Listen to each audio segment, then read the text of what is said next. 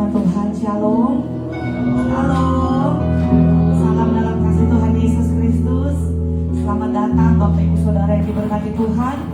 Selamat kita berkumpul di rumah Tuhan. Kita rindu lagi untuk berjumpa dengan Tuhan dalam ibadah raya kita yang kedua sore hari ini. Saya percaya kita semua orang-orang yang diberkati Tuhan, karena kita terus lapar dan haus rindu bersekutu dengan Tuhan. Mari kita siapkan seluruh hidup kita, fokuskan hati dan pikiran kita di tempat ini. Kita rindu menikmati Tuhan di tempat ini. Ada lawatan Tuhan dan ada urapan Tuhan di tempat ini. Kita akan segera mulaikan ibadah kita. Untuk itu saya mengajak kita untuk tunduk kepala. Kita satu di dalam doa.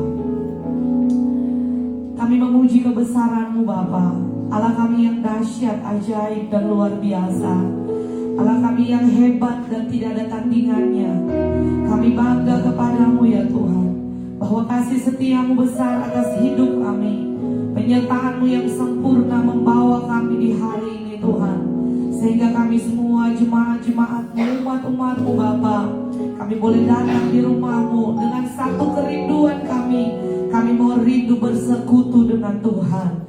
Kiranya Roh Kudus pimpin jalannya ibadah raya kami malam ini, dari awal hingga akhirnya Tuhan. Biarlah Roh Kudus yang pimpin ibadah kami.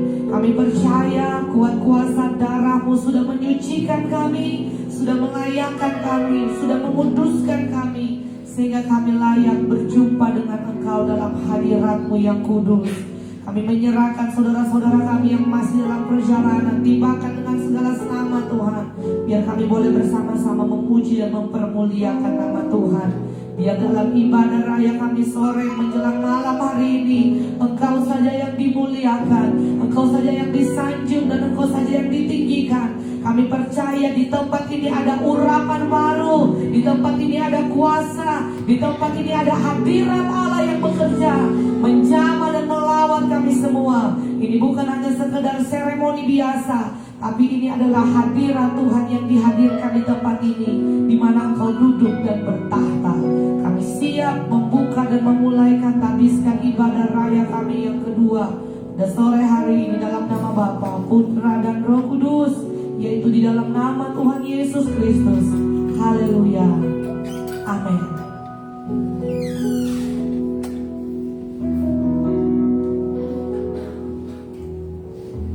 Puji nama Tuhan. Haleluya. Haleluya. Kita patut bersyukur dan berterima kasih buat Tuhan. Kalau sore hari ini kita boleh ada di tempat ini dalam ibadah raya yang kedua, itu bukti bahwa Yesus adalah permata hati kita. Amin. Yesus anugerah yang terindah buat saya dan saudara. Mari kita membawa hidup kita kepada Tuhan. Kita memberi yang terbaik buat Tuhan, karena kita percaya ketika kita memberi yang terbaik buat Tuhan, maka Tuhan pasti memberikan yang lebih terbaik buat saya dan saudara. Puji Tuhan. Mari pejamkan mata jasmanimu dan pandang Yesus dengan mata rohani. Terima kasih Bapa. Mari bersyukur Tuhan.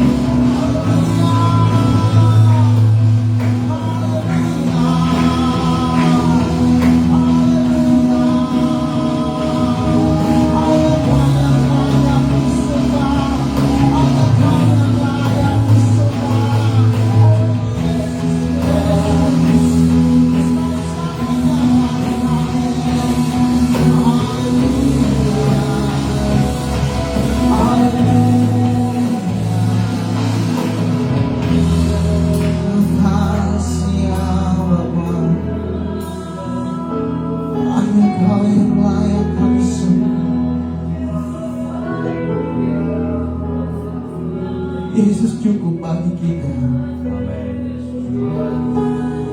Kalau bukan karena Tuhan Yesus,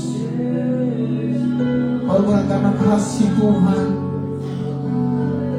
tidak mungkin sampai hari ini kita ada di tempat ini. Itu semua karena anugerah Tuhan, itu semua karena cinta Tuhan, itu semua karena kebaikan Tuhan yang tidak pernah terbatas buat saya dan saudara. Hanya hidup ini yang dapat kita berikan kepada Tuhan. Hanya hidup ini yang bisa dapat kita berikan kepada Tuhan sebagai korban syukur yang berkenan di hadapan. Karena Yesus terlalu baik bagi hidup saya. Yesus, terima kasih ya. Yesus, kau anugerah terindah dalam hidupku. Katakan dengan iman. Sungguh berarti di setiap jalanku. Anugerah-Mu selalu mempesonaku. Yesus, kau terbaik. Yesus, kau termanis di dalam hidupku.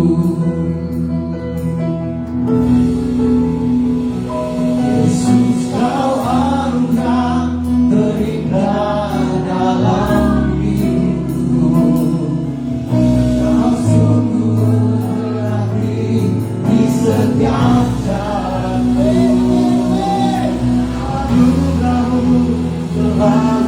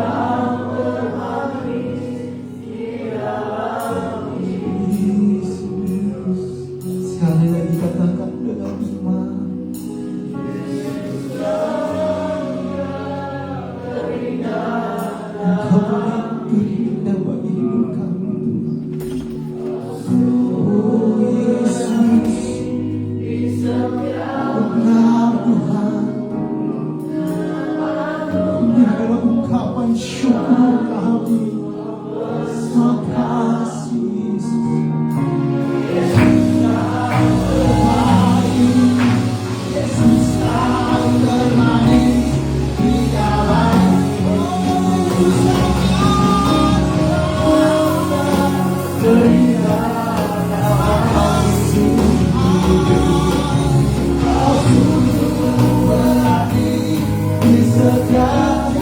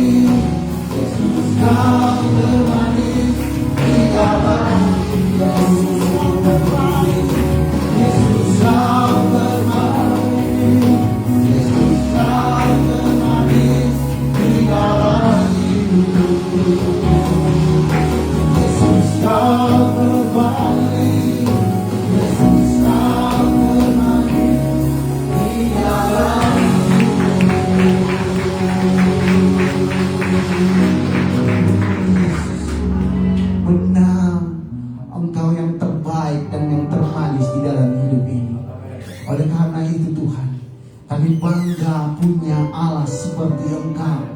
Kami bangga memiliki Allah yang luar biasa, yang selalu ada dan hadir di dalam setiap kehidupan kami. Kami bersyukur Tuhan, kalau hari ini kami ada di tempat ini, itu membuktikan kami mau datang untuk membawa setiap ucapan syukur kami di hadapan-Mu. Karena kami cinta akan Engkau, karena kami rindu setiap lawatan Tuhan terjadi di tempat ini, terjadi di dalam setiap kehidupan kami. Terima kasih Bapa yang baik. Saat ini kami bersorak bagi nama-Mu. Sama-sama katakan amin. Puji Tuhan. Haleluya. Haleluya. Haleluya. Berikan sorak-sorak bagi Tuhan yang baik. Puji nama Tuhan. Amin. Ya ajaib dan luar biasa. Haleluya. Haleluya.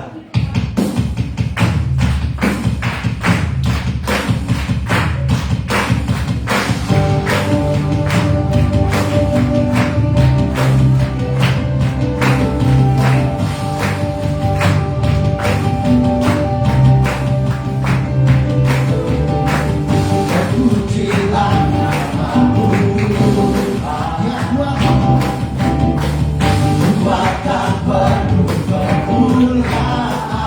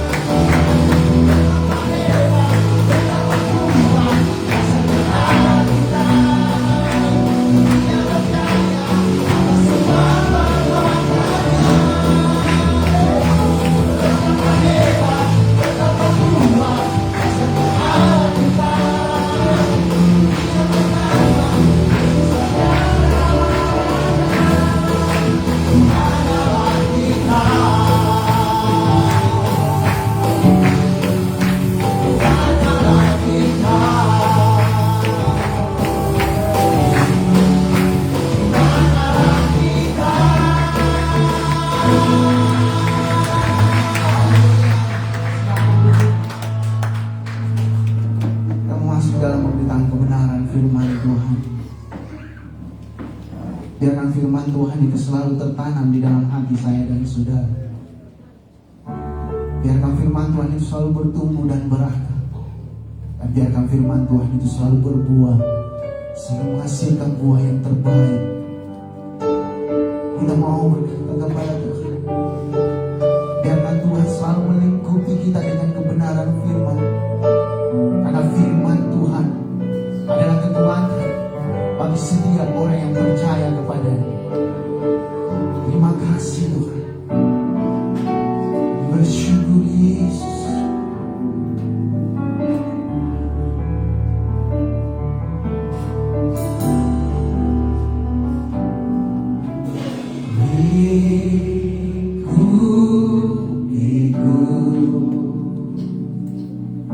Dengan sayangmu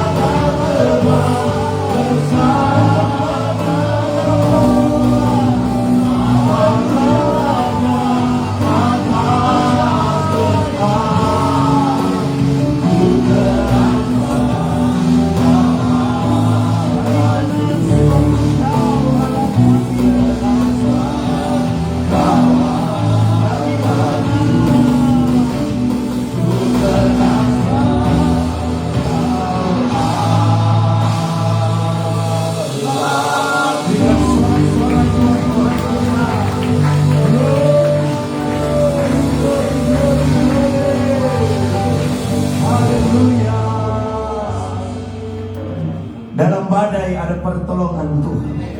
Dalam persoalan ada mujizat Tuhan. Dan dalam tantangan sekalipun, kami percaya kemurahan hati Tuhan tetap Dia tujukan kepada umatnya yang selalu berharap, bergantung sepenuhnya hanya di dalam tangan Tuhan. Dalam badai sekalipun Tuhan, kami percaya ada pertolongan Tuhan di dalamnya. Itulah sebabnya kami tidak takut bahaya, sebab tangan Tuhan selalu menggenggam kehidupan kami. Terima kasih Bapa yang baik. Kami sudah memuji dan memuliakan Engkau Tuhan. Mari tiba saatnya Engkau berbicara dalam setiap pribadi lepas pribadi dalam kehidupan kami Tuhan. Sampaikan pesan-Mu bagi kehidupan kami yang hadir pada sore hari ini. Sebab kami percaya firman-Mu itu hidup dan akan terus menghidupkan kehidupan kami ya Bapa. Iman kami makin hari makin bertumbuh di dalam Engkau Tuhan. Mari Engkau berbicara melalui hamba-Mu yang terbatas ini Tuhan. Biarlah kebenaran firman-Mu boleh tertancap dalam hati kami Tuhan, sehingga boleh bertumbuh berbuah untuk hormat kemuliaan bagi nama-Mu. Kami dengar kebenaran firman-Mu dalam nama Tuhan Yesus Kristus. Haleluya. Amin. Puji Tuhan.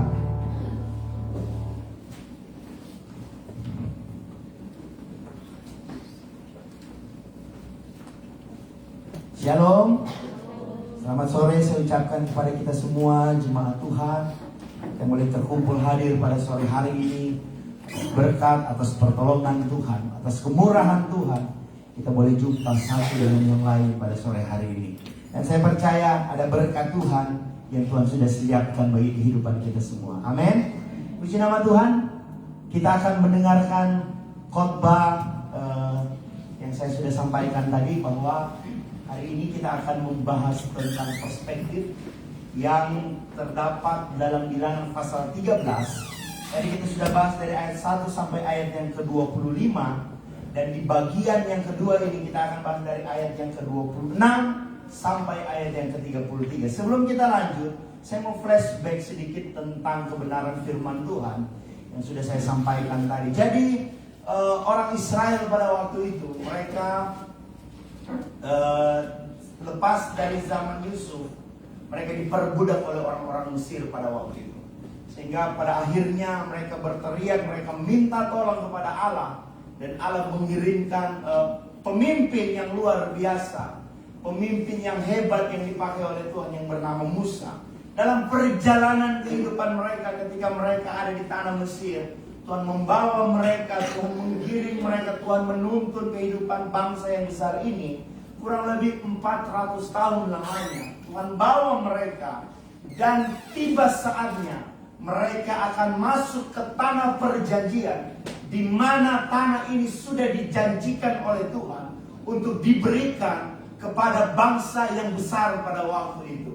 Dan tiba saatnya ketika mereka sudah akan masuk dalam tanah Kanaan atau tanah perjanjian yang Tuhan sudah beri, ada persoalan yang timbul di dalamnya, ada masalah yang timbul di dalamnya. Sehingga singkat cerita yang tercatat dalam Bilangan pasal 13 ini, Musa mengirimkan 12 orang pengintai untuk masuk ke tanah Kanaan, untuk melihat apakah tanah ini baik atau tidak, apakah tanah ini subur atau tidak. Dari letak geografis, letak pertanian dan lain sebagainya, Musa mengirim mereka untuk bisa memberi kabar kepada bangsa yang besar ini akan keberadaan tanah Kanaan.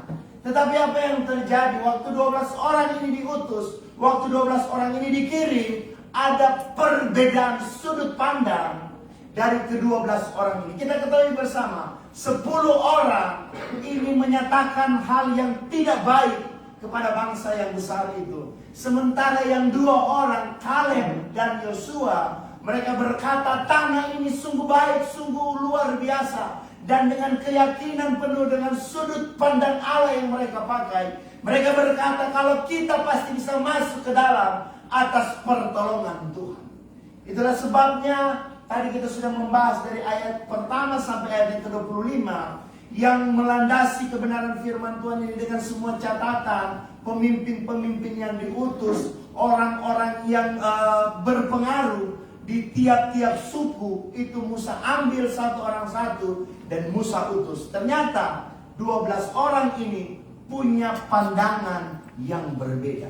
Itulah sebabnya di bagian yang kedua ini kita masih akan membahas tentang 12 pengintai yang saya ambil dalam Bilangan pasal 13. Kita akan mulai dari ayat yang ke-26 sampai ayat yang ke-33. Perhatikan kebenaran firman Tuhan. Kita baca dari ayat yang ke-25.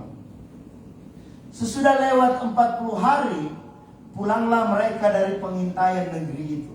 Dan langsung datang kepada Musa, Harun, dan segenap umat Israel di Kades, di padang gurun Paran. Mereka membawa pulang kabar kepada keduanya dan kepada segenap umat itu, dan memperlihatkan kepada sekaliannya hasil negeri itu. Ayat 27. Mereka menceritakan kepadanya, kami sudah masuk ke negeri kemana kau suruh kami. Dan memang negeri itu berlimpah-limpah susu dan madunya. Dan inilah hasilnya. Hanya bangsa yang diam di negeri itu kuat-kuat, dan kota-kotanya berkubu dan sangat besar. Juga keturunan Enak telah kami lihat di sana. Ayat 29. Orang Amalek diam di tanah Negeb, orang Het, orang Yebus, orang Amori diam di pegunungan, orang Kanaan diam di sepanjang laut dan di sepanjang tepi sungai Yordan. Kemudian Kaleb mencoba mententamkan hati bangsa itu di hadapan Musa. Katanya, tidak, kita akan maju dan menduduki negeri itu, sebab kita pasti akan mengalahkannya. Ayat 31. Tetapi orang-orang yang pergi ke sana bersama-sama dengan dia berkata, kita tidak dapat maju menyerang bangsa itu, karena mereka lebih kuat daripada kita. Juga mereka menyampaikan kepada orang Israel kabar busuk tentang negeri yang diintai mereka, dengan berkata, negeri yang telah kami lalui untuk diintai adalah suatu negeri yang memakan penduduknya. Dan semua orang yang kami lihat di sana adalah orang-orang yang tinggi-tinggi perawakannya. Juga kami lihat di sana orang-orang raksasa, orang Enak yang berasal dari orang-orang raksasa. Dan kami lihat diri kami seperti belalang, dan demikian juga mereka terhadap kami. Jadi dalam kisah ini dari ayat 1 sampai ayat 25, setelah Musa mengutus mereka selama 40 hari, mereka mengelilingi tanah Kanaan. Dengan apa yang mereka lihat, dengan apa yang mereka lalui, dengan apa yang mereka rasakan selama 40 hari, 12 orang ini pergi. Dan mereka mulai lihat, oh tanamannya seperti ini, oh orang-orangnya seperti ini, oh kotanya seperti ini, oh letak pemerintahannya seperti ini, dan lain sebagainya. Waktu mereka mulai menyampaikan sesuatu, perhatikan, ada hal yang sama yang mereka sampaikan dalam ayat yang ke-26 tadi. Dibilang begini, dan langsung datang kepada Musa, Harun, dan segenap umat Israel di Kades, di padang gurun Paran. Mereka membawa pulang kabar kepada keduanya dan kepada segenap umat itu, dan memperlihatkan kepada sekaliannya hasil negeri itu. Ayat 27, mereka menceritakan kepadanya, kami sudah masuk ke negeri kemana kau suruh kami, dan memang negeri itu berlimpah-limpah susu dan madunya, dan inilah hasilnya. Jadi kalau kita mau flashback dari ayat yang ke-20, dari ayat 20 sampai ayat yang ke-25, Dikatakan dalam kebenaran firman Tuhan, mereka membawa setan dan anggur untuk membuktikan bahwa tanah Kanaan itu memang subur. Dan dalam pelaporan yang pertama, mereka sama. Mereka punya sudut pandang yang sama. Dalam pelaporan yang pertama, mereka melaporkan sesuai dengan apa yang mereka lihat. Mereka bilang begini, benar, itu tanah Kanaan subur. Ini DP hasil. Ini anggur yang orang bawa, ini DP hasil. Mereka sepakat bahwa tanah Kanaan itu adalah tanah yang subur. Tapi perhatikan, dalam pelaporan yang kedua, di sini berbeda. Ke-10 orang itu mereka tertekan ketika mereka melihat orang enak atau orang raksasa yang bentuk badannya cukup besar, yang bentuk badannya cukup tinggi, sehingga dikatakan tadi mereka seperti belalang kalau berhadapan dengan orang enak. Jadi saya boleh membayangkan betapa besarnya orang enak pada waktu itu, sehingga digambarkan mereka seperti belalang. Berarti orang-orang Israel pada waktu itu tidak cukup besar, mereka cukup kecil. Sebagian besar pengintai itu, mereka mulai mengecilkan hati orang-orang Israel yang menunggu selama 40 hari. Jadi kita perhatikan, dalam proses 400 tahun dalam pemeliharaan Tuhan, ketika mereka dibawa keluar dari tanah perbudakan menuju kepada tanah perjanjian, Tuhan menuntun mereka dengan semua mujizat yang Tuhan kerjakan, dengan segala hal yang Tuhan buat, dengan segala sesuatu yang di luar nalar mereka, Tuhan sudah buat dan sudah ada di depan mata kemenangan mereka. Sebenarnya kalau dorang ini satu sudut pandang, mungkin mereka tidak akan terputar-putar lagi selama 40 tahun. Jadi bayangkan, mimpi mereka, harapan mereka selama 400 tahun itu buyar. Karena disebabkan ketakutan kepada orang-orang enak pada waktu itu. Ini disebabkan karena ke-10 orang ini menyampaikan kabar yang tidak benar, atau menyampaikan kabar yang membuat orang Israel pada waktu itu menjadi takut. Jadi sudah sepantasnya mereka jatuh dalam pencobaan itu, karena mereka sudah yakin dengan penilaian manusia. Kalau hari ini ada keluargamu yang mulai menekan kau, tidak boleh begitu, jangan begini, jangan begitu, tidak boleh lakukan ini, nantinya anak mau begini, nantinya anak mau, sehingga kita tertekan, kita takut dengan klaim orang, kita takut dengan bahasa-bahasa manusia. Tapi saya mau berkata pada sore hari ini, jangan kita ikuti apa kata manusia, tapi kita harus fokus dengan apa kata Tuhan. Orang-orang Israel pada waktu mereka takut karena fokus mereka kepada perkataan dari ke-10 orang ini. Mereka sudah takut dan mereka sudah yakin dengan semua penilaian ke-10 orang itu. Mereka lupa 400 tahun Tuhan sudah buat mujizat dalam hidupnya. Mereka lupa pada siang hari ada tiang awan jaga dorang, pada malam hari ada tiang api Allah. Mereka diberikan mana untuk makanan mereka, bahkan kasut mereka tidak rusak. Dan pada waktu di depan mata kemenangan sudah mereka merebut, mereka lupa akan kuasa Tuhan.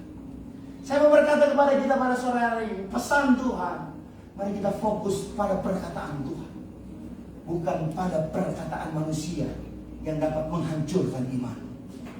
Mungkin ada yang memang ini sope rajin di gereja, tidak ada mujizat. Sope rajin ikut doa puasa, kenapa anda tidak sembuh? Coba ngana pilih ya itu, ngana pilih ke sana jodoh. Ada itu om, pintar dia. Dia cuma mau baca itu air, dia mau kasih minum, ngana sembuh. Kong paling dia mau semprot saja di pangape muka. Orang kalau dalam tekanan, dalam ketakutan, pasti dia mau pergi. Tapi saya mau bilang, orang percaya itu tetap percaya pada mujizat dan kuasa. Biar orang mau bilang apa, Saya percaya janji Tuhan akan menghidupkan saya. Jangan kita fokus pada perkataan orang yang dapat melemahkan imanmu. Ini pembelajaran yang sungguh penting. Sudut pandangmu akan menentukan engkau dan akan menentukan keputusanmu dengan Tuhan. Ini tergantung sudut pandang. Ini ada berbagai macam profesi jemaat Tuhan.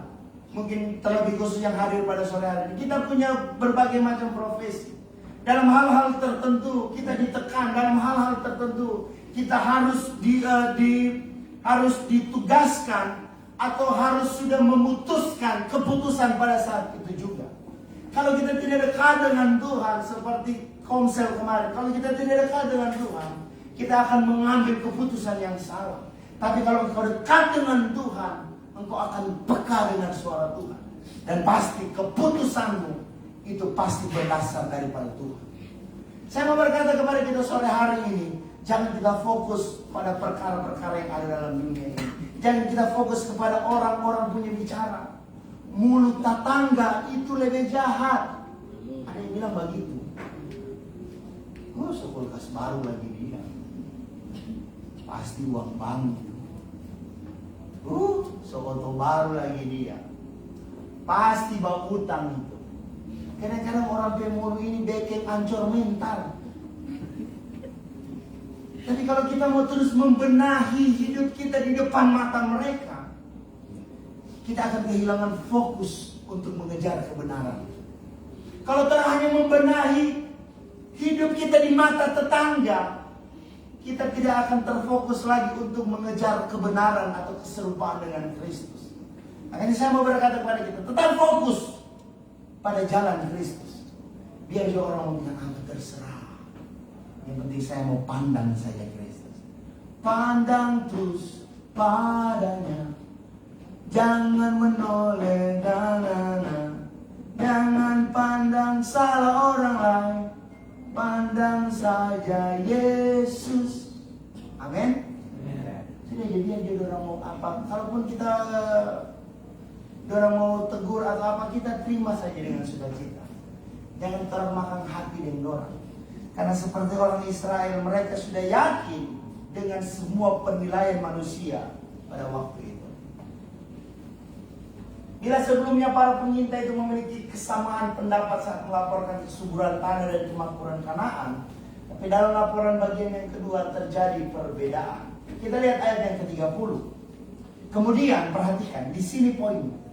Kemudian Kaleb mencoba mententramkan hati bangsa itu di hadapan Musa. Katanya, tidak, kita akan maju dan menduduki negeri itu sebab kita pasti akan mengalahkannya. Bayangkan, kalau kita perhatikan dari kebenaran firman Tuhan dari perikop ini, cuma Kaleb yang bersuara. Bayangkan, dari 12 orang, 10 orang menyerang mereka.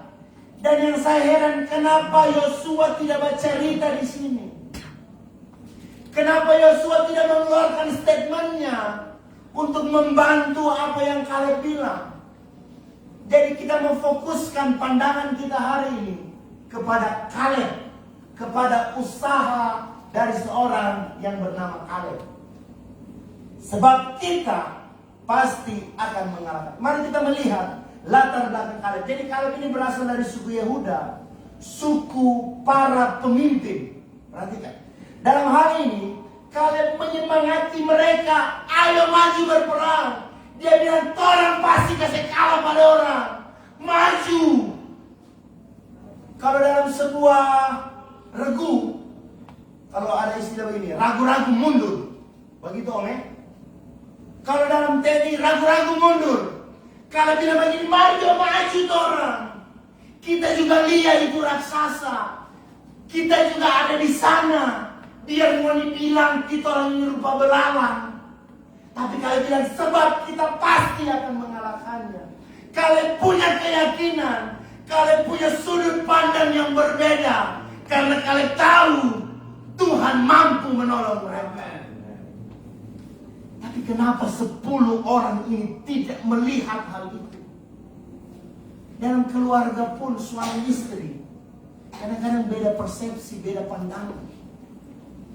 Kalau suami bilang A, kadang-kadang istri bilang B. Oh begini.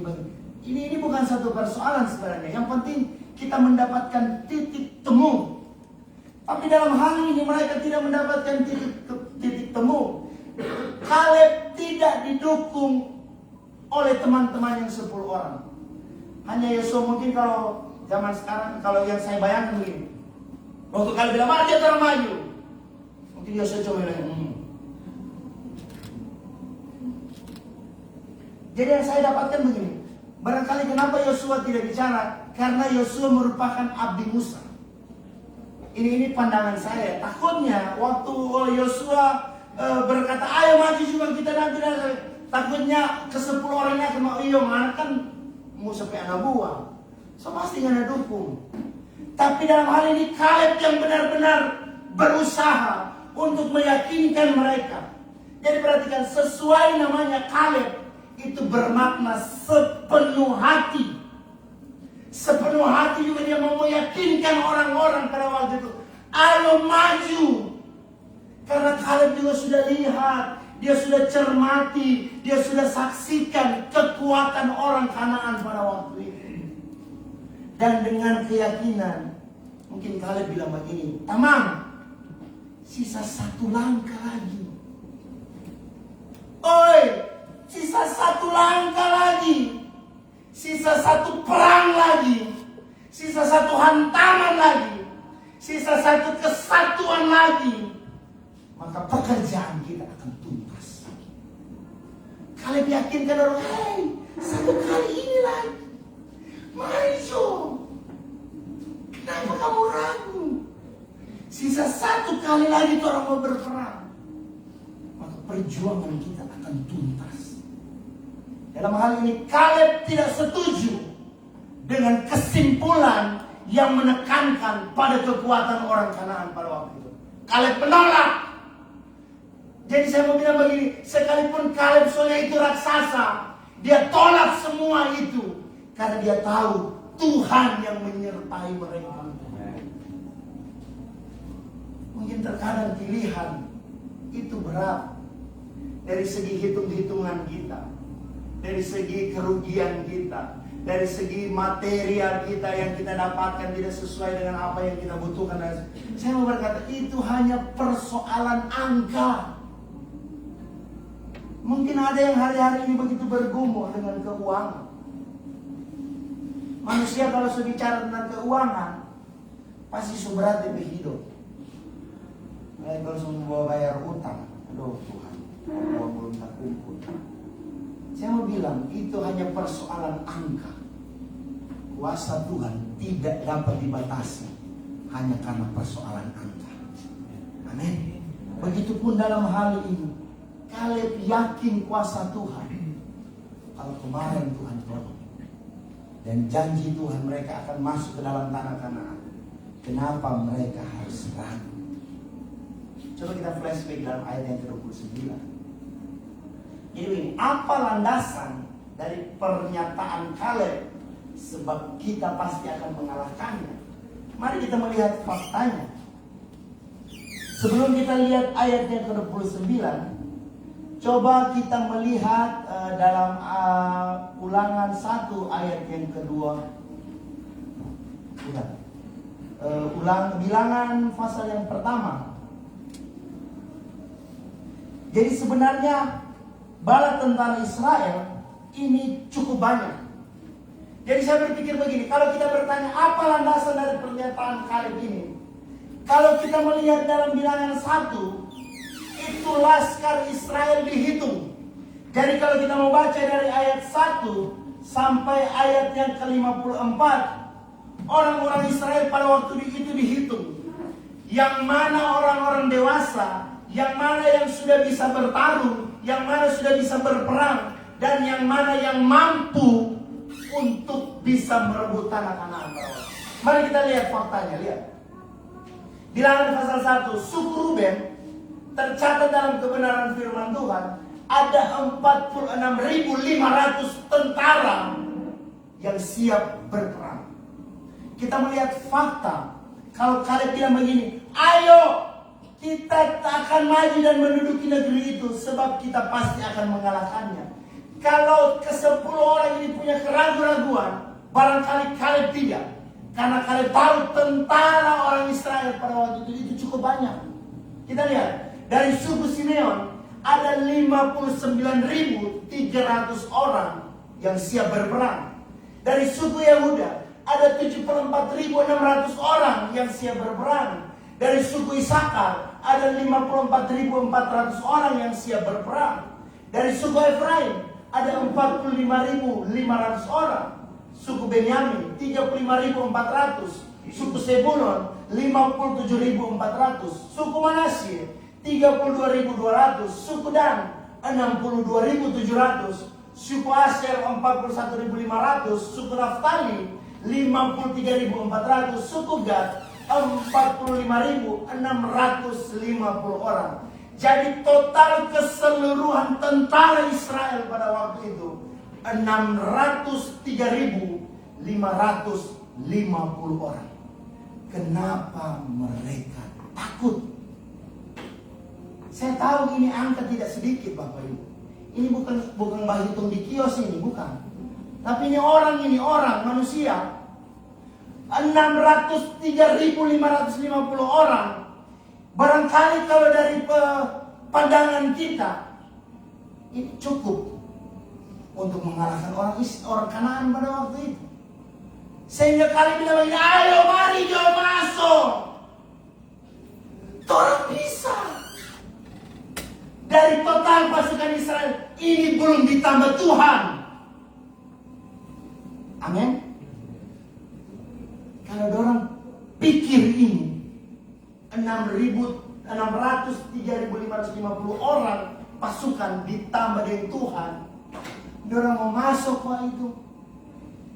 Cuma hanya karena perbedaan perspektif. Cuma hanya karena dilandasi dengan ketakutan oleh orang-orang yang besar. Coba mari baca ayat yang ke-29. Dalam Bilangan 13 ayat yang ke-29. Kita perhatikan faktanya. Ayat 29. Firman Tuhan berkata demikian. Orang Amalek diam di tanah Negeb, orang Het, orang Yebus, dan orang Amori diam di pegunungan orang Kanaan. Jadi Diam di sepanjang laut dan sepanjang tepi sungai Yordan. Jadi kalau kita melihat di ayat yang ke-29, orang Kanaan memang kuat, tapi mereka tinggal berpencar. Saya mau bilang, kalau 600.000 orang ini satu kali menyerang, ini orang Kanaan masih mau baku kumpul. Oh, ada yang masih di sana, ayo menyerang. Dari segi logika, mereka pasti akan menang. Ini belum ditambah Tuhan. Jadi kalau mungkin Om Hari Bulan di sini pensiunan tentara, mereka pasti sudah tahu cara menyerang seperti apa, pada waktu kapan. Mereka mulai melihat titik letak bagaimana cara menyerang, di mana sisi lemah dan lain sebagainya. Dan saya percaya ke-12 orang ini pasti punya penilaian seperti ini. Tapi mereka takut dengan orang yang besar. Saya mau berkata kepada kita, bagi orang mungkin itu mustahil. Tapi bagi Tuhan tidak ada perkara yang mustahil. Amin. Mungkin gelombang apa yang sementara menggulung engkau, menghantam keluarga, menghantam pekerjaanmu hari ini. Jangan engkau fokus pada masalah itu. Memang fokus kepada Tuhan. Bala tentara yang cukup banyak, tapi asing masih membuat mereka takut. Terkadang ada yang bilang waktu kita komsel waktu hari komsel 2 baru komsel 1 atau komsel 2 saya lupa. Terkadang kita berdoa, kita selalu mengharapkan jawabannya iya dari Tuhan. Tapi tahukah Bapak Ibu Saudara sekalian, terkadang jawaban Tuhan pun itu bisa berarti tidak. Kenapa? Karena Tuhan tahu kalau dia jawab iyo, barangkali Tuhan tidak akan lagi dekat dengan Tuhan. Terkadang jawaban Tuhan itu tidak selalu iya. Terkadang dia mau membawa kita kepada pengalaman agar kita dekat dengan dia. Orang-orang Israel pada waktu itu takut. Mereka hanya melihat fisik yang mereka tahu, yang mereka lihat, yang mereka pandang. Tapi mereka lupa ada pertolongan dan penyertaan Tuhan. Saya mau berkata kepada kita semua hari ini, masalah boleh datang, persoalan boleh menghantam, musim boleh sulit, tapi kalau kemarin Tuhan tolong hidupmu, pastikan hari ini dan selanjutnya Dia akan tetap menolong. Jangan takut. Ubah cara pandangmu. Mungkin hari ini ada hal-hal yang begitu berat, yang baru mau dipikir saja susah, yang baru mau dijalani saja sebegitu sulit. Tapi saya mau bilang kepada kita, mari kita pakai cara pandangnya Kaleb. Kaleb bilang, mari jauh orang masuk. Come on, ayo. Kita bisa kasih kalah dorang. Dorang lupa ada Tuhan di sana. Apakah masih berdasar perkataan Kaleb? Sebab kita pasti akan mengalahkannya. Dengan kondisi tentara, bala tentara Israel, laskar Israel pada waktu itu, seharusnya mereka bisa masuk. Ditambah dengan tangan Tuhan yang luar biasa. Kalian tahu bahwa yang menghendaki bangsa Israel memasuki tanah Kanaan bukanlah Musa ataupun bangsa Israel sendiri, melainkan Allah. Karena itu, hal yang tidak mungkin bagi manusia adalah mungkin bagi Allah. Kalian tahu Tuhan so janji pada orang. Kalian tahu ini bukan atas keputusan Musa, ini bukan atas keputusan orang Israel, tapi Tuhan yang berjanji yang akan berikan tanah yang subur itu bagi bangsa Israel. Jadi saya berkata, kalau kalian bilang sebab kita pasti akan mengalahkannya, kalau mereka pakai cara pandang Tuhan, pasti benar mereka akan mengalahkan. Apa yang terjadi? Ternyata ke-10 orang ini tidak tinggal diam. Apa yang dapat menghalangi mereka? Bukan kepala tentara Israel sangat banyak. Kita perhatikan ayat 31 sampai ayat yang ke-33. Ada kabar yang kurang baik atau kabar busuk yang disampaikan oleh ke-10 orang itu. Kita perhatikan ayat yang ke-31. Tetapi orang-orang yang pergi ke sana bersama-sama dengan dia berkata, kita tidak dapat maju menyerang bangsa itu, karena mereka lebih kuat daripada kita. Lebih kuat, bukan lebih banyak. Perhatikan, kita tidak dapat maju menyerang bangsa itu karena mereka lebih kuat daripada kita. Juga mereka menyampaikan kepada orang Israel kabar busuk tentang negeri yang diintai mereka dengan berkata, negeri yang telah kami lalui itu untuk diintai adalah suatu negeri yang memakan penduduknya. Dan semua orang yang kami lihat di sana adalah orang-orang yang tinggi-tinggi perawakannya. Juga kami lihat di sana orang-orang raksasa, orang enak yang berasal dari orang-orang raksasa. Dan kami lihat diri kami seperti belalang. Dan demikian juga mereka terhadap kami. Dalam laporan sebelumnya, kalau kita melihat dalam ayat 27 sampai ayat yang ke-29, perhatikan apa yang mereka. Ini laporan pertama. Mereka menceritakan kepadanya, kami sudah masuk ke negeri kemana kau suruh kami. Dan memang seperti itu, berlimpah-limpah susu dan madunya, dan inilah hasilnya. Hanya, perhatikan, hanya bangsa yang dia di negeri itu kuat-kuat, dan kota-kotanya berkubu dan sangat besar. Juga keturunan enak telah kami lihat di sana. Orang Amalek diam di tanah Negeb, orang Het, orang Yebus, orang Amori diam di pegunungan, dan orang Kanaan diam di sepanjang laut dan sepanjang tepi Sungai. Perhatikan, dalam ayat 27 sampai 29, mereka tidak menekan orang Israel, mereka tidak menakut-nakuti orang Israel. Tetapi di ayat yang ke-31 sampai ayat yang ke-33 dikatakan, mereka menyampaikan kabar busuk. Perhatikan, apa itu kabar busuk? Apakah kabar yang bau? Atau mulut-mulutnya orang Israel pada waktu itu belum disikat giginya sehingga ada busuk ini dalam mulut? Bukan. Kita lihat apa itu kabar busuk. Dalam laporan sebelumnya mereka hanya menceritakan fakta yang mereka lihat. Tapi di ayat yang ke-31, di sini letak perbedaan sudut pandang. Kabar busuk dalam bahasa Ibrani ditulis dengan kata dibah. Apa itu dibah? Mereka melancarkan fitnahan tentang negeri itu. Bapak Ibu, berapa kali kita yang menyampaikan kabar busuk itu? Kalaupun ada bertobat ya. Selesai hari ini. Kalau ada yang itu orang sana. Stop me, kasih sampai kabar busuk. Fitnahan yang mereka lancarkan tentang negeri itu. Jadi dari ayat 27 sampai ayat 29 mereka hanya menceritakan fakta. Oh iya di sana subur, di sana ada orang raksasa, di sana itu begini dan lain sebagainya. Tapi dalam ayat 31 sampai ayat 33, mereka menyampaikan fitnah tentang negeri yang mereka lihat, yang menunjukkan bahwa mereka mulai menyebarkan fitnahan terhadap dua orang yang sangat setia itu. Jadi mereka mau patahkan semua apa yang dikatakan Kaleb. Mereka mau patahkan dan bilang, oh tidak, torangnya tidak mau mampu, torang tidak mau bisa, torang mau kalah dan lain sebagainya. Mereka lupa ada 600.000 tentara Israel ditambah dengan Tuhan. Saya yakin orang mau menang. Cuma mereka takut kepada orang-orang raksasa pada waktu itu. Di sini letak perspektif iman. Tidaklah mudah menaklukkan penduduk Kanaan yang terdiri dari orang yang kuat dan didukung oleh kubu pertahanan yang tangguh. Sementara Israel hanya memiliki peralatan perang yang terbatas. Sukar rasanya bila harus berperang melawan bangsa yang sudah mapan dan mempunyai kekuatan militer yang tangguh.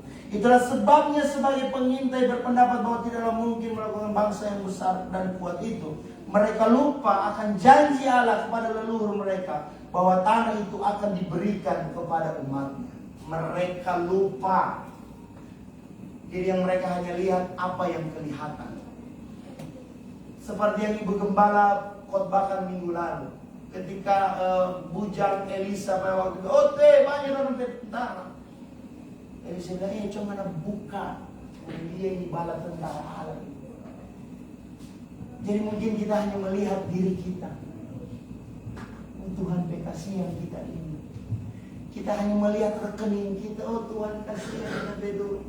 Kita hanya melihat kekuatan kita, kasihan. Kita melihat hasil panen kita, aduh kasihan. Tapi engkau tidak lihat pertolongan Tuhan. Mari buka mata rohanimu. Ubah cara berpikir. Kalau Tuhan yang menolong engkau, tidak ada satu orang pun yang dapat menjatuhkan. Kalau dia mau angkat, biar perkataan 1.000 manusia tidak akan dapat menjatuhkan. Walau 1.000 bahkan 10.000 rebah di samping kiri kanan, namun tangan Tuhan akan tetap menolong. Mari kau rubah cara pandang, tetap pandang Kristus. Jangan lihat kelemahan orang, jangan lihat kelemahan dirimu sendiri, jangan engkau insecure dengan dirimu sendiri. Jadi mari kau pandang Tuhan yang penuh dengan kuasa. Kesimpulannya, ini paling enak mau didengar, kesimpulan. Tapi semua habis di kota. Kisah para pengintai ini mungkin juga adalah kisah kita sendiri. Melihat halangan sebagai gunung yang tidak mungkin didaki membuat iman kita kepada Allah bisa terkikis. Akibatnya, keluhan dan putus asa akan mewarnai kehidupan kita. Akan tetapi, mari kita bercermin dari kisah ini. Kiranya kita belajar mengingat janji Allah serta tetap teguh dalam iman kita. Perhatikan, bukan keadaan yang akan mempengaruhi iman, tetapi imanlah yang akan merubah keadaan. Hari saya mengundang pemain musik. Saya percaya ada pembelajaran yang kita dapatkan dari ke-12 orang pengintai. Saya mau bilang, jangan engkau takut dengan keadaan apapun. Engkau hanya cukup perlu beriman, maka semuanya pasti akan selesai. Engkau hanya perlu percaya kepada Tuhan, maka semuanya Tuhan yang akan gantikan engkau untuk berbuat. Mari kita tutup mata jasmani kita sejenak. Kita mau berdoa bagi kebenaran firman. Tidak pernah kami ragukan Tuhan akan kesetiaan. Tidak pernah kami ragukan akan kebesaran-Mu. Tidak pernah kami ragukan ya Tuhan akan kedahsyatan-Mu ya Bapa. Walaupun 1.000 bahkan 10.000 orang di sisi kiri dan kanan kami itu rebah, namun kami tetap akan melihat tangan Tuhan akan terus mengangkat kehidupan kami. Mari kita nyanyikan pujian ini bersama.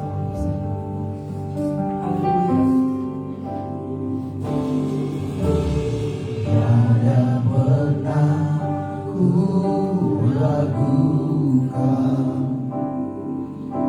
kasih setiamu ya Tuhan. Setiap waktu dalam hidupku tak pernah kau tinggalkan. Meski langit tanpa surau, awan gelap pun melanda, hadapi badai, lewati gelombang, tak pernah kau tinggalkan diriku. Mari Bapak Ibu yang hadir pada sore hari ini, kau angkat kedua tangan. Walau 1000 rebah di sisi, Tetaplah percaya pada janji Tuhan. kau tetaplah Dia akan selalu menolong, Dia yang selalu berdiri di depanmu untuk berperang ganti engkau. 1000 rebah di tanganku, tak akan ku goyah, sebab Yesus sertai. Pujian kepada Kau. Mari kita resapi setiap kalimat yang keluar dari pujian.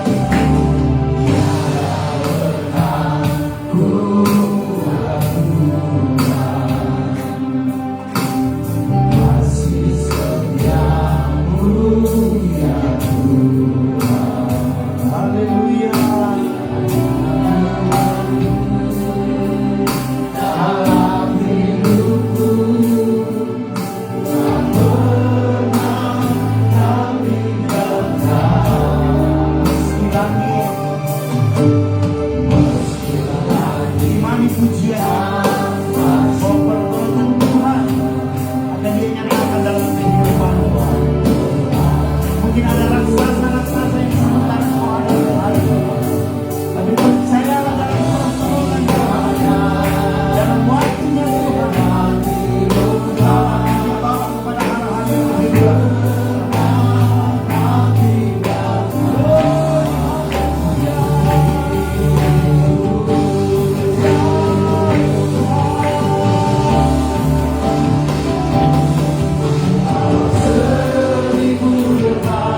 di sisi,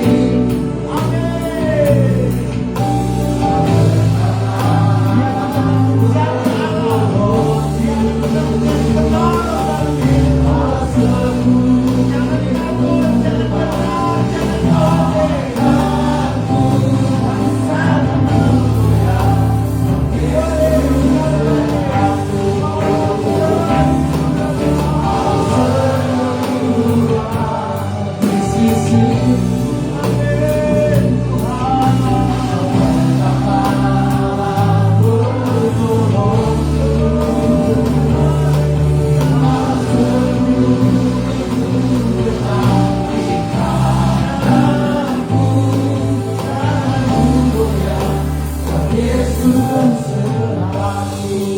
Engkau yang sudah mulai ragu akan kedahsyatan Tuhan, Dia kembali mengingatkan engkau lewat kebenaran firman Tuhan.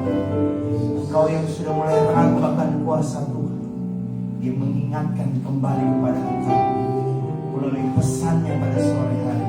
Waktu engkau mulai meragukan akan kuasa Tuhan, firman-Nya datang mengingatkan kepadamu pada hari ini. Jangan takut, sebab ada pertolongan Tuhan. Hanya sisa menunggu waktu Tuhan saja yang terbaik. Tetaplah engkau bersabar, tetaplah engkau berjuang, tetaplah engkau berharap kepada Tuhan. Karena akan ada pada waktunya Tuhan, Dia akan menjawab setiap persoalan. Dan engkau sendiri akan terheran-heran, dan engkau akan terkagum dengan karya. Walau 1000 rebah di sisiku, Kau tetaplah Allah penolongku. Walau 10.000 rebah di kananku, takkan ku goyah, sebab Yesus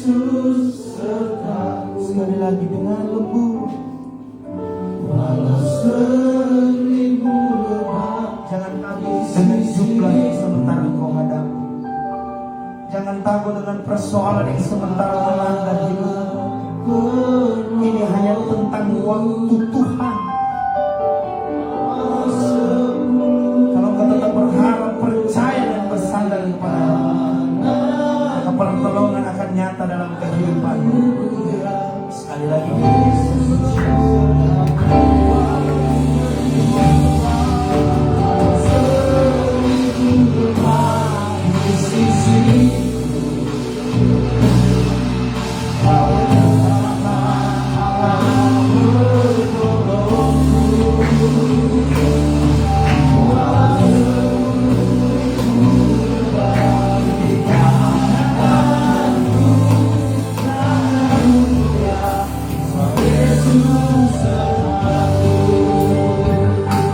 pada sore hari ini mau berdoa terlebih khusus bagi seluruh anak-anak muda kami, Tuhan.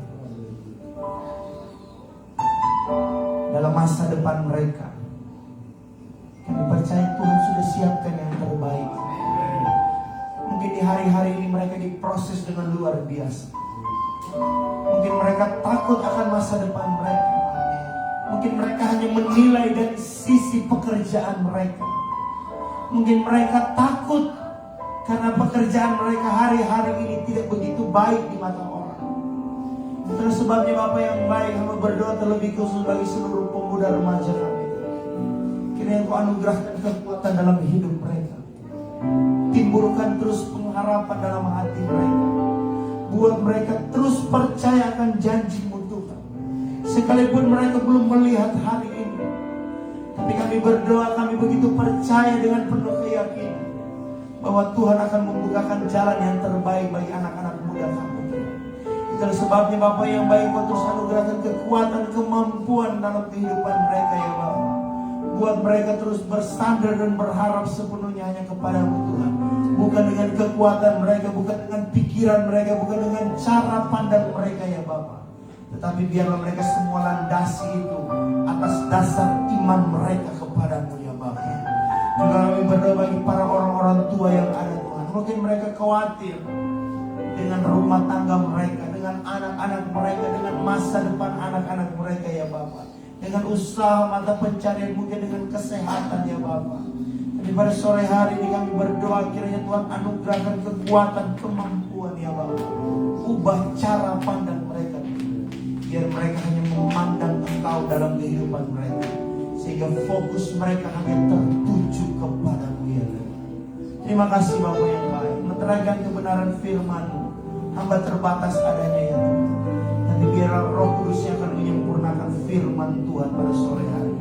Firman-Mu itu hidup dalam hidup kami, yang akan terus tertanam dalam kehidupan kami, sehingga boleh menghasilkan buah untuk hormat kemuliaan bagi nama-Mu.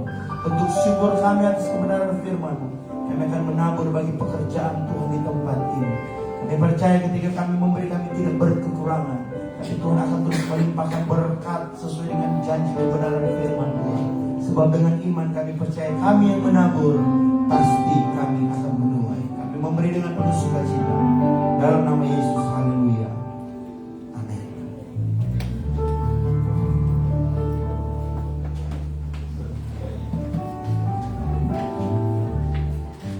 Puji Tuhan. Saatnya kita akan memberikan korban syukur. Dan sebelumnya untuk korban syukur yang akan dibawa ke depan akan dimulai dari sebelah kiri saya, selanjutnya dari sebelah kanan. Puji Tuhan. Kita angkat pujian.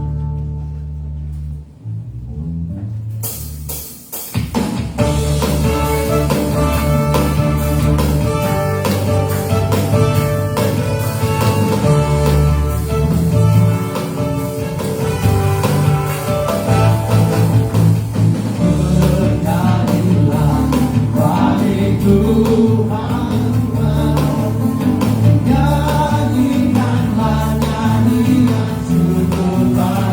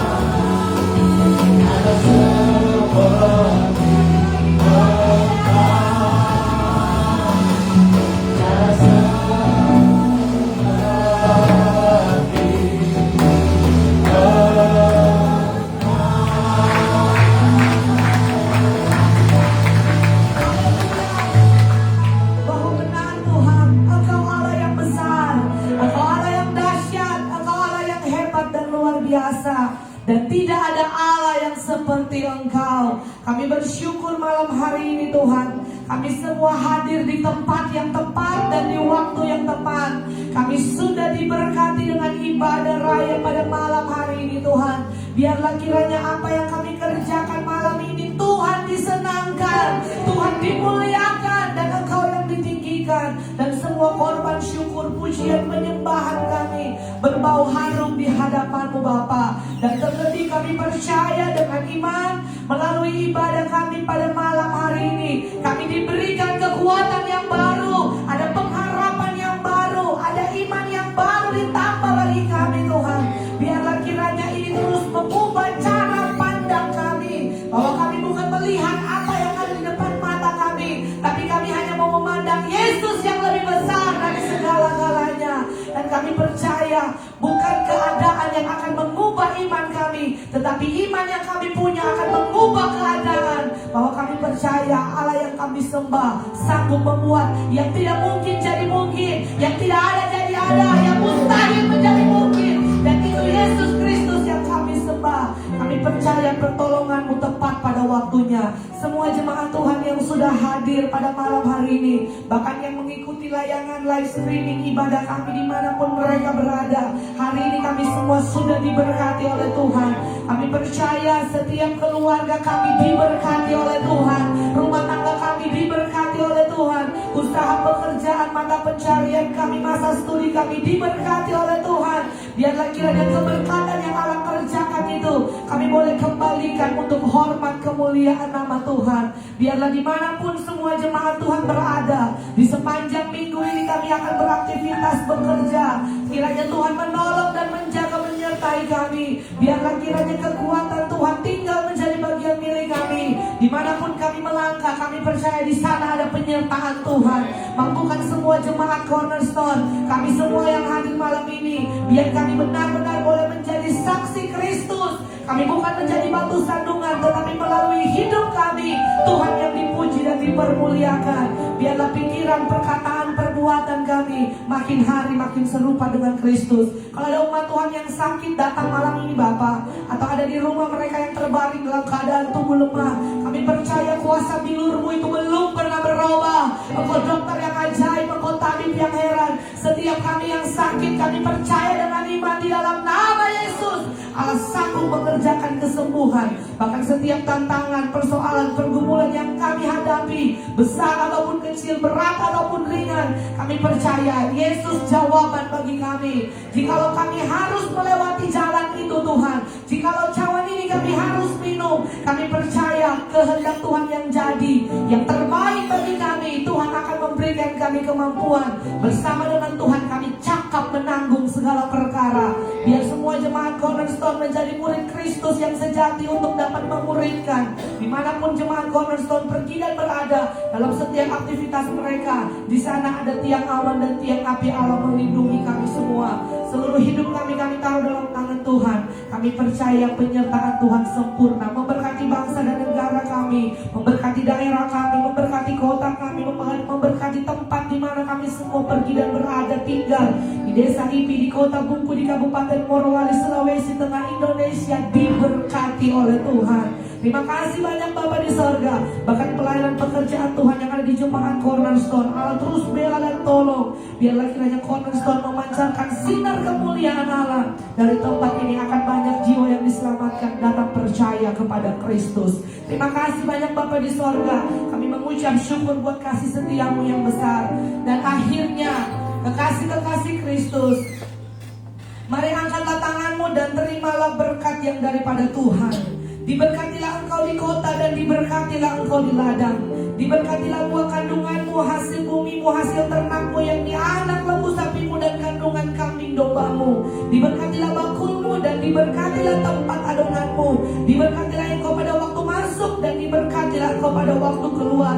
Dipagarinya engkau dengan sepasukan malaikat sorga, tiang awan dan tiang api Allah senantiasa menyertai engkau di segala jalanmu. Dijauhkan engkau dari segala celaka, mara bahaya, maut, niat orang jahat. Dipelihara engkau dengan penyertaan yang sempurna dari sorga. Akhirnya damai sejahtera Allah yang melampaui segala akal akan memelihara hati dan pikiranmu dalam Kristus Yesus. Berkat dari Allah Bapa, cinta kasih dari menyertai kita semua sekalian. Mulai saat malam hari ini sampai Maranatha Yesus datang pada kali yang kedua, kita semua diberkati dan didapati Tuhan tetap setia. Kami amankan ibadah raya ini dan kami terima berkat-Mu dalam nama Bapa, Putra dan Roh Kudus.